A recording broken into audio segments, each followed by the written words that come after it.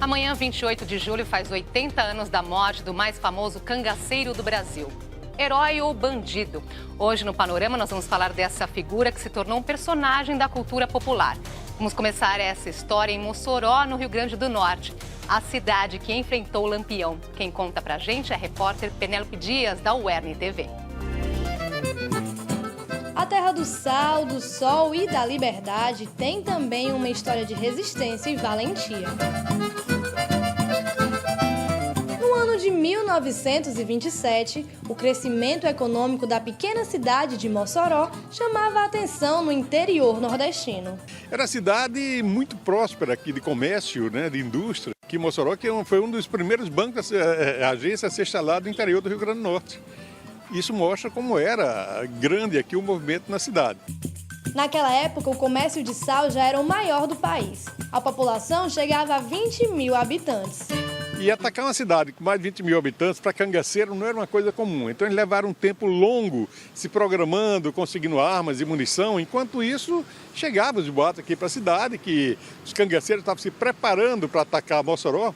Protegida por 4 torres das igrejas espalhadas pela cidade e pela padroeira Santa Luzia, Mossoró não escapou da invasão dos cangaceiros e do mais temido deles, Virgulino Ferreira, o Lampião.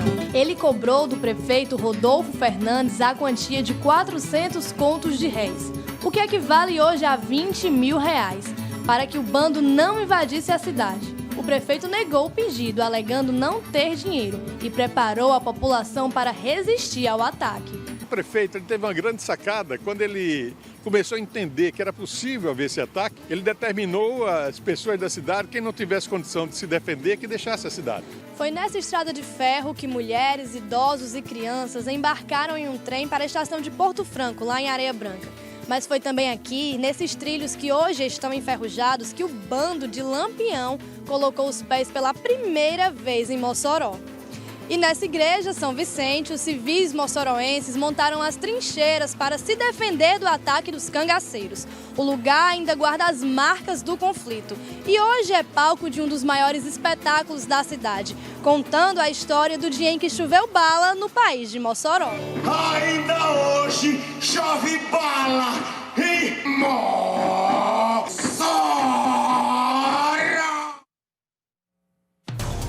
Hoje recebemos o jornalista Arthur Aimoré, autor do livro O Outro Olho de Lampião, a imprensa e o cangaceiro, e Geraldo Antônio de Souza Júnior, criador do blog e canal do YouTube Cangaçologia. Você também pode participar dessa conversa, mande suas perguntas e comentários pelo nosso Facebook e também pelo Twitter, com a hashtag Panorama TV Cultura. Agradeço muito a presença de vocês aqui hoje. É um prazer. Muito se discute sobre Lampião nessa questão, não é? Herói ou bandido, mas no tempo dele, o que ele foi? Ele foi, antes de tudo, ele foi um herói. Ele não tinha uma plataforma política, não tinha reivindicações políticas para a população que ele julgava defender, que eram os sertanejos, que eram vítimas de um regime de opressão causado pelo sistema do coronelismo. Os coronéis, como se sabe, no Nordeste, eles eram o dono da vida e da morte naquela época.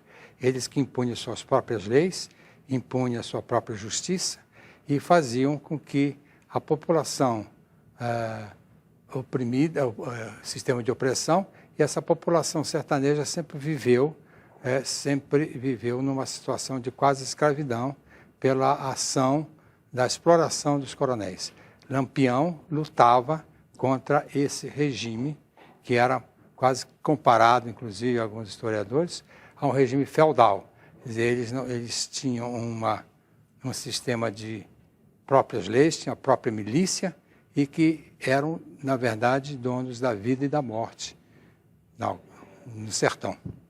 Sim, na minha visão, Lampião, na verdade, foi um bandido a seu modo, né, à sua época, né? Era um sistema de cangaceirismo que era utilizado tanto pelos poderosos da época, pelos coronéis, por poderosos, né? E até pelos padres, né? Se aproveitar dos serviços dos cangaceiros, dos jagunços, né? Então, naquela época era comum ser cangaceiro, era normal ser cangaceiro, né? Era uma espécie de profissão no Nordeste. E assim surgiu o cangaceirismo, né? E Lampião foi seu maior representante nessa época. Agora, quem era o homem, né, Virgulino Ferreira da Silva? Quem era esse homem antes de se tornar Lampião?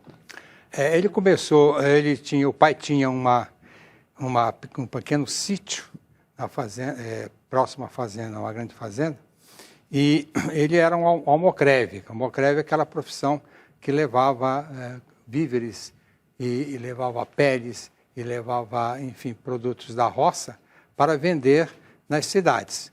Ele passava em lombos de burro e passava meses no interior do Nordeste, principalmente no interior de Pernambuco. Ele ia até a Bahia, levando tropa de burros com os produtos que produziam na roça. Então, essa profissão, a palavra é de origem árabe, né? Mas que se dizia que era almocreve. E com essa, ele, a partir dos 15 anos, até os 18 anos, quando ele entrou no bando do Senhor Pereira.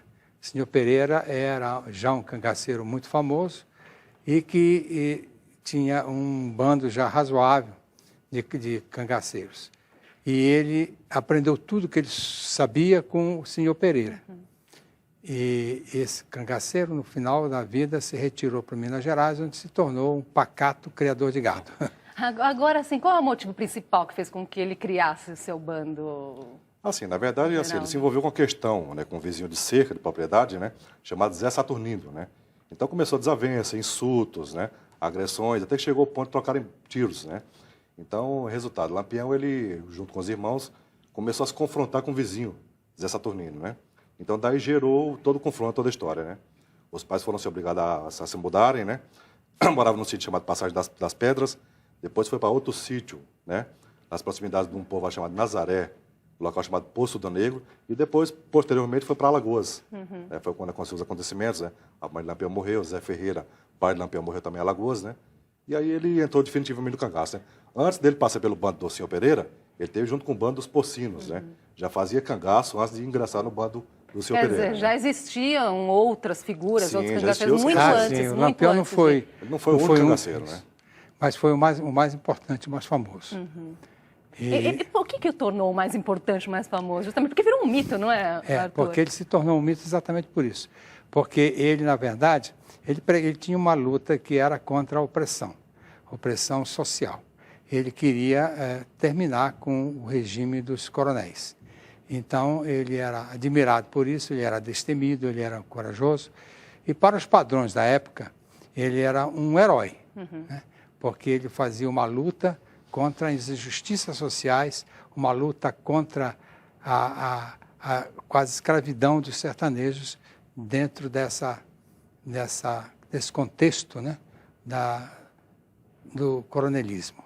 Então, ele tinha uma visão, ele era um planejador, ele era um estrategista e ele fazia coisas extraordinárias, porque lá dentro das condições locais, ele conhecia muito bem a região por causa justamente das viagens dele quando adolescente, que levava os produtos lá como almocreve para vender lá no interior do Nordeste. Ele conhecia muito bem a região. E ele dominou toda essa região, sabia exatamente como fugir, como a estratégia toda de luta. Estudou muito tudo isso, né? Muito inteligente. Ele planejava sempre os seus ataques. Agora, quando você ouve o nome Lampião, qual é a primeira coisa que vem à sua cabeça? Nós fizemos essa pergunta Brasil afora. Coragem, força. Era um cara que queria fazer as leis mudarem, né? Então, se era um revolucionário, era para melhor, né? Ele criou, na verdade, uma gangue. Né? E ele era o líder, como hoje muitos tentam ser líder. Só que ele era o líder, para mim, do mal. Ele foi um pouco herói, porque ele brigava contra o governo. Quem não briga contra o governo? Apesar dele ser bem mal, acho que foi uma mescla e uma história bem interessante. Principalmente da mulher dele, que foi muito corajosa. Homem ruim, homem perverso. Todo mundo que fala do Lampião, fala mais com amor do que com ódio. Para mim, ele tem duas vertentes na história. Eu acho que para algumas pessoas ele pode ser um herói e para algumas ele pode ser um vilão. Tá aí, né? A pergunta foi feita lá para cima, no Nordeste, no Sul, e mostra justamente isso. A população se divide quanto à figura de Lampião, assim, na verdade, Lampião nunca lutou contra nada, contra o sistema, certo? Porque, ele, primeiramente, ele se aliou com coronéis do sertão, né? Se aliou com poderosos, né? Se aliou com políticos na época, né? Então, ele não tinha um ideal. O ideal do Lampião era o saque, era a diversão, era o... Eu posso falar a você que assim, manter o poder, né, na base do cangaceirismo, né? Lampião sentiu orgulho de ser um cangaceiro. Essa é a verdade. Eu discordo disso. Discorda disso, Arthur? Completamente, exatamente o contrário. Eu acho que Lampião, primeiro, hoje há várias versões, exatamente pelo processo de transformação mitológica hoje do Lampião, existem várias versões, várias vertentes, em que dão essa versão de que ele era bandido. Ele não era um bandido comum. Não, isso todos os estudiosos... Não, jamais. Isso aí não estão falando sobre isso. Não, nesse sentido você está dizendo que ele fazia por diversão. Não. Ele tinha uma lógica, ele tinha uma missão, ele se dava uma missão. Exatamente de combater a injustiça no sertão. Esta era a missão dele. Então, assim, professor, assim, como ele combatia a injustiça, ele fazia injustiça com os pobres. Agora, como é que eles do grupo se enxergavam, né? Assim, deixando de lado como as pessoas enxergam ele, como o grupo se enxergava? Ele se enxergava exatamente com esta missão, a missão de justiceiro. Ele não tinha ideologia, mas ele tinha um propósito. Ele tinha uma bandeira, que era exatamente a de contribuir para acabar, ameaçar, infligir aos coronéis uma determinada reação, uma determinada guerra para que eles acabassem com esse sistema. E assim, cada cangaceiro tinha sua motivação, né? Foram vários motivos que levaram homens assim incorporar o cangaceirismo, né? Então, um deles era a vingança, outros para se esconder da polícia, né? E vários outros motivos, né? Para entrar no cangaço, né? Bom, são muitas as histórias de Lampião, não é? Sim. E uma delas quem conta pra gente é o consultor político Gaudêncio Torquato. O pai dele fazia parte da força volante que procurava Lampião. Lampião começou a assaltar lá no extremo oeste do Rio Grande do Norte, sítios, fazendas, pequenas cidades. E em Luiz Gomes, ele tentou subir a serra, mas aí ele descobriu que a padroeira era a senhora Santana. Quem era a senhora Santana? A madrinha dele. Ele disse, eu não vou assaltar a cidade da minha madrinha. Meu pai, Gaudêncio Torquato, já estava organizando a resistência contra Lampião. Lubrificou o Bacamarte, todo mundo vai, mas, graças a Deus, não houve, portanto, esse embate.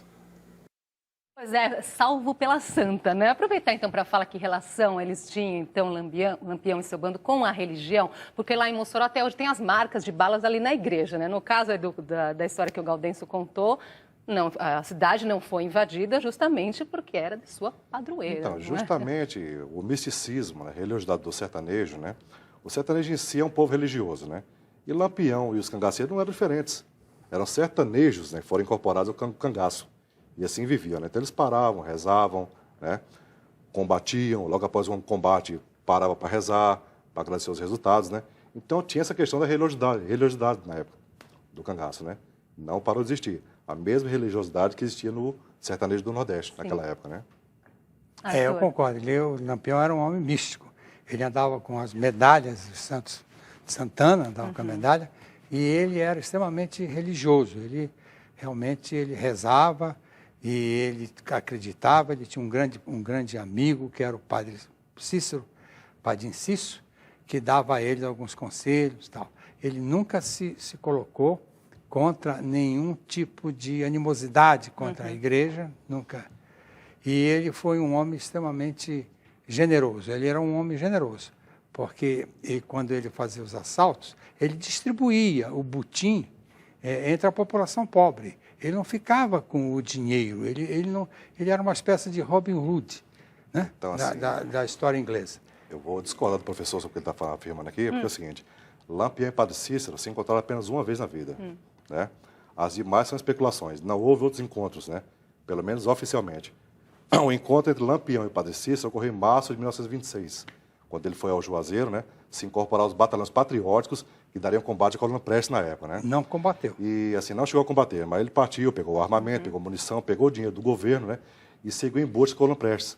Quando chegou no Pernambuco, os antigos inimigos do Lampião não reconheceram a patente e atacaram o bando, né? Lampião já incorporado aos batalhões patrióticos.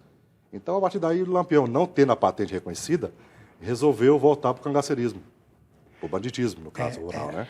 Bom, é uma história muito fascinante, não é? A do cangaço que desperta aí muitas paixões. E na nossa busca por entender sobre esse assunto, nós descobrimos um colega aqui da Fundação Padre Anchieta que pesquisou o assunto desde criança. Conte pra gente, Pedro Paulo.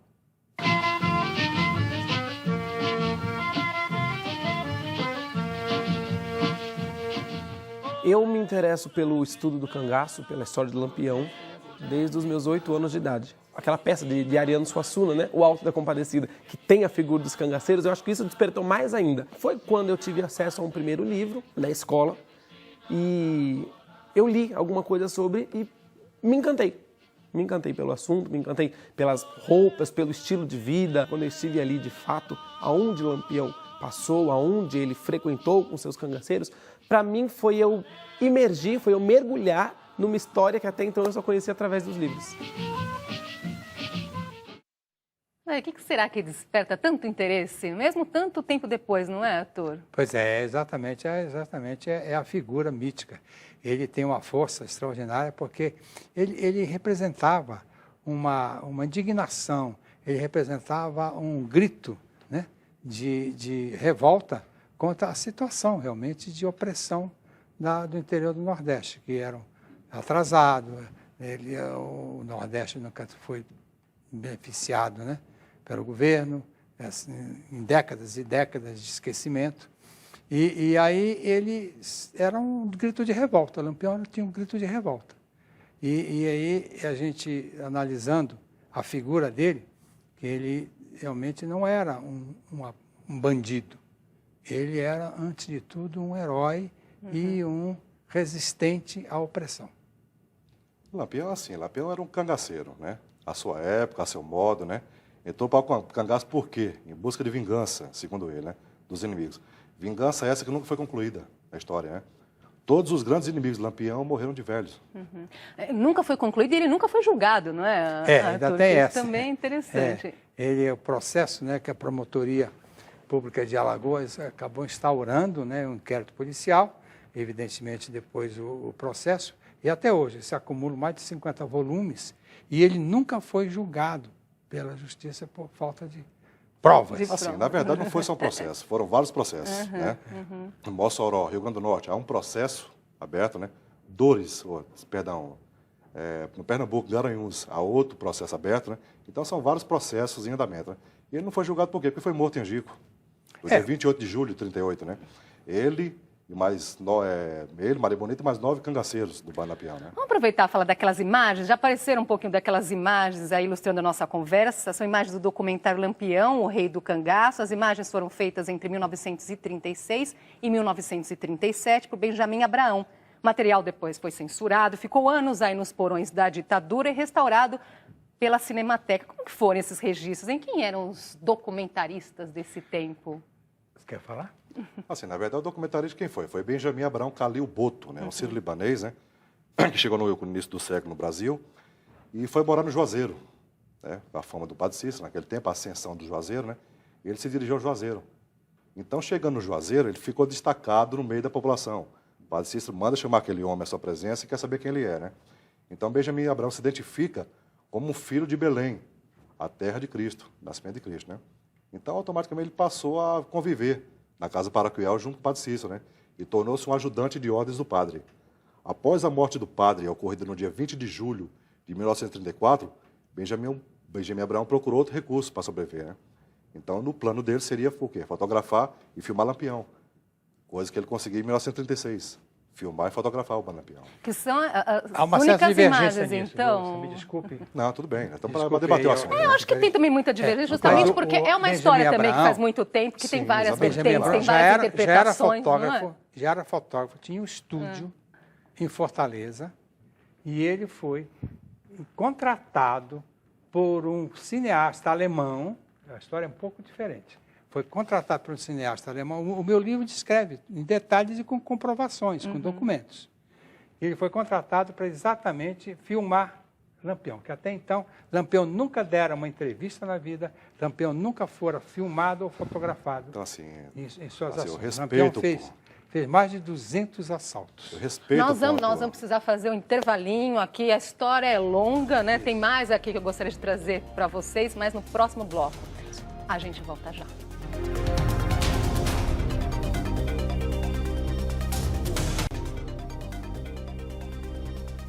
Já estamos de volta com o Panorama. Hoje falamos sobre os 80 anos da morte de Lampião. Com a gente, o jornalista e escritor Arthur Aimoré e o pesquisador Geraldo Antônio de Souza Júnior.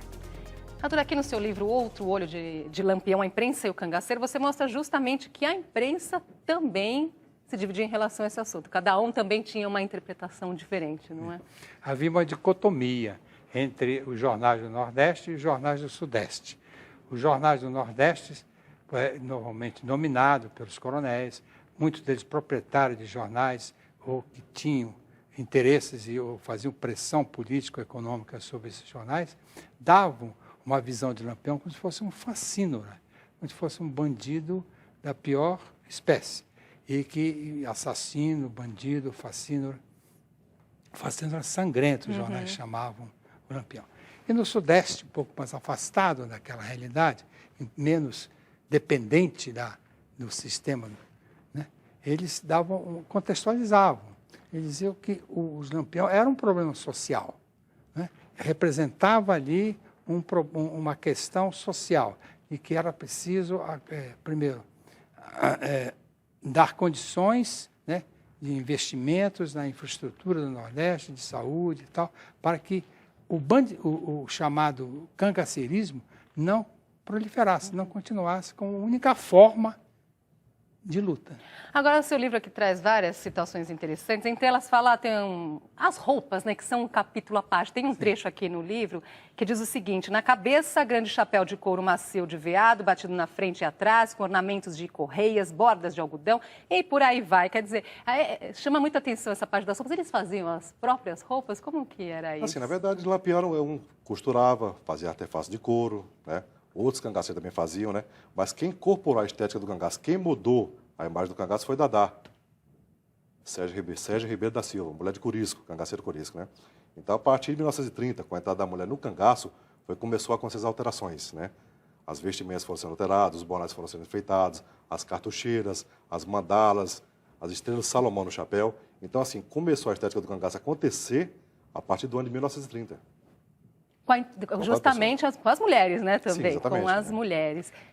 Há uma história de que não só Dadá, mas também a Maria Bonita fez uma contribuição extraordinária para a estética do cangaço. Sim, vários confeccionavam. Então, né? Então ela, uma ocasião, que o Lampião invadiu uma vila e saqueou, o bando saqueou uma loja de tecido. E aí levou vários panos, fardamentos de cor azul. E aí foi toda a uniforme, aí toda a tropa passou a ter uniforme costurado pela Maria Bonita. Vamos então falar um pouquinho da Maria Bonita, a personagem feminina mais importante da história do cangaço. Ela abandonou o marido e entrou no bando de Lampião porque quis. Quem conta pra gente é a jornalista Adriana Negreiros, que lança o livro Maria Bonita, Sexo, Violência e Mulheres no Cangaço, pela Companhia das Letras. A Maria entrou no cangaço e, com isso, inaugurou-se uma nova fase do grupo, que foi a fase em que as mulheres passaram a acompanhar os cangaceiros. Até então, nunca uma mulher tinha acompanhado um grupo de cangaceiros. A Maria foi a primeira e ela entrou no cangaço porque quis, mas essa não foi uma regra. Depois dela, muitas outras mulheres entraram no bando, não porque queriam, mas porque foram raptadas, algumas delas ainda muito jovens, crianças com 11, 12 anos, como foi o caso, por exemplo, da Dadá, mulher de Corisco. Portanto, a história das mulheres no cangaço é uma história de extrema violência, de grande opressão. É uma história de opressão. A Adriana lembra que essas mulheres sofriam violência de seus maridos, que muitas vezes não tinham escolhido, e da polícia também, que tratava essas cangaceiras como bandidas e não como vítimas. Assim, na verdade, assim, ao olho do sertanejo, do nordestino, do Brasil, no modo geral, a cangaceira simplesmente era a companheira do cangaceiro, né? Elas não lutavam, como a história fala, trocavam tiros, né? Salvo algumas exceções, né? Dadá chegou a trocar tiro com polícia. Agora, se não há na história do cangaceirismo outras histórias que coloquem a mulher na linha de frente trocando tiros com polícia. Não existe isso aí, né? Eu estudo o assunto há anos e firmo o que eu estou falando aqui. Mas as minhas fontes, que são fontes primárias, dizem ao contrário, que Maria Bonita tinha um Parabellum, tinha um revólver Parabellum, sim, e que ela participava das lutas, sim, participava das refregas. Não de combates. Né? Todas elas tinham armas curtas para a defesa pessoal, para eventualidade, mas não participavam de combates. Né? Não há registro sobre isso aí. O único registro que existe é o que Dadá lutou contra forças volantes. Né? Fora isso aí não existe outro registro. Entre muitos feitos de Lampião, tem mais um. Dizem que a música Mulher Rendeira foi composta por ele. Vamos ouvir um trechinho antes de comentar? Olê, mulher rendeira, olê, mulher rendeira, a pequena vai no bolso e a maior vai no baná. Se chorar por mim, não voz de fica Volta Seca também dos sozinho, cangaceiros do bando. Verdade ou mito, hein? Eu tenho uma versão que é documentada de que Lampião estudou até o 3º ano primário, portanto ele sabia ler e escrever muito bem. E ele tinha uma avó, que é a Chica Jocosa, que tocava piano. E ele gostava muito de piano e aprendeu algumas notas com a avó. E gostava muito de música, o Lampião gostava muito de música. E ele, então, essa avó, junto com ele fez a letra e a avó fez a música. Esta é a minha história, a minha versão. Não existe outras interpretações sobre essa que isso. o senhor acabou de falar é uma das versões que existentes sobre a música, né? Só que essa música tem várias versões. A letra modifica, né? Sim. Inclusive, em 1953, o Volta Seca assumiu a autoria, né? O ex-cangaceiro do Bando Lampião, chamado Volta Seca, Antônio dos Santos, ele assumiu, por sinal, até gravou essa música, né? No LP da Toda América, e assim, assumiu a autoria, como se fosse ele o autor da letra. Essa versão que Exatamente, nós foi apresentada agora aí, ouvimos. né? Quando, na verdade, não foi Volta Seca, né? Essa música era cantada no cangaço, inclusive por outros bandos cangaceiros, né? Então, há certa dúvida sobre isso aí, né? Dona Jacosa, a avó de Lampião, segundo uma das versões, Lampião fez essa música para a Dona Jacosa, né? Que era a avó materna de Lampião. Mas nada que comprove isso, né? Porque essa música era cantada por outros bandos cangaceiros.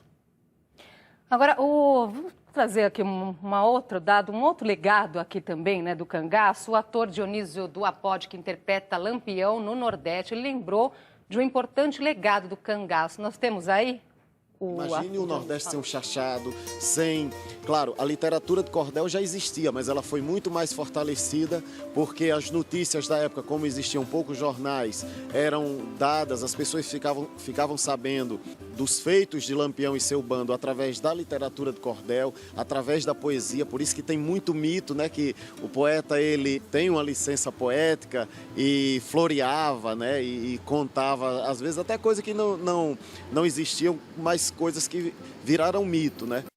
Acho que vale a pena chamar a atenção, não é? Do reflexo do cangaço na cultura, que é riquíssimo, não é? É riquíssimo. Hoje, todas as expressões da arte brasileira têm a figura do Lampião e do cangaço como um motivo muito importante. E hoje, Lampião é realmente o maior mito no imaginário popular do Brasil. E assim, o cangaço está ligado diretamente à cultura nordestina, né? Então, onde se fala cultura nordestina, existe o cangaço acoplado.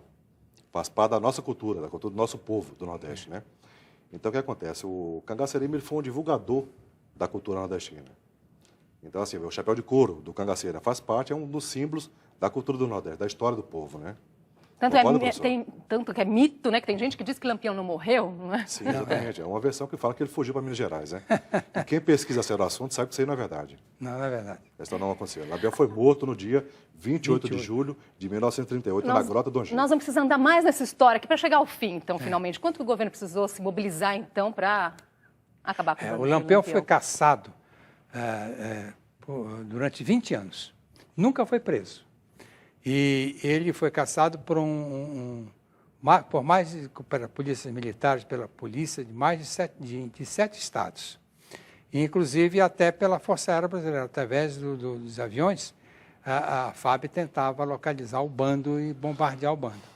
Eles nunca conseguiram prender o Lampião. Agora, rapidamente, só trazendo essa história para hoje, né? Nós ouvimos hoje falar em Novo Cangaço, com os assaltos a caixas eletrônicos aí que acontecem em pequenas cidades. Tem alguma relação? Faz sentido essa comparação? Nenhuma relação. Vocês concordam nisso? Trazendo para hoje, não há nenhuma relação. Isso é um crime comum, um crime contra a propriedade, não tem nada a ver com o que significou, com o que foi... o que representou o cangaço. Aí é uma outra modalidade, né? Aí é uma outra história, vamos precisar de um outro programa para falar sobre isso, não é? Assim, eu estou cansado de falar, cada cangaceiro daquele tinha a sua própria história, né? Então, assim, cada cangaceiro daquele dá um livro, dá um filme, a história, né? Vamos precisar encerrar aqui nossa conversa. Eu vou deixar aqui a dica de leitura, que tem mais sobre essa história. O Outro Olho de Lampião, a Imprensa e o Cangaceiro, do Arthur Aimoré. Tem também o blog cangaçologia.blogspot.com, que tem também tantas outras curiosidades, exatamente. Não é? E o livro aqui, o Geraldo trouxe para a gente também sobre Lampião, sua morte passada a limpo, José Sabino Bassetti, Carlos César de Miranda Megali. Agradeço muito a presença de vocês. Eu te agradeço pela oportunidade. Com a gente. Foi tempo curto para tanta história, não é? Muito pouco, tem muita história para ser contada, né? Até uma próxima oportunidade. Obrigado, Andresa. Obrigado. Fico muito feliz de ter participado do seu programa. Até uma próxima. Obrigada pela sua companhia. Até mais.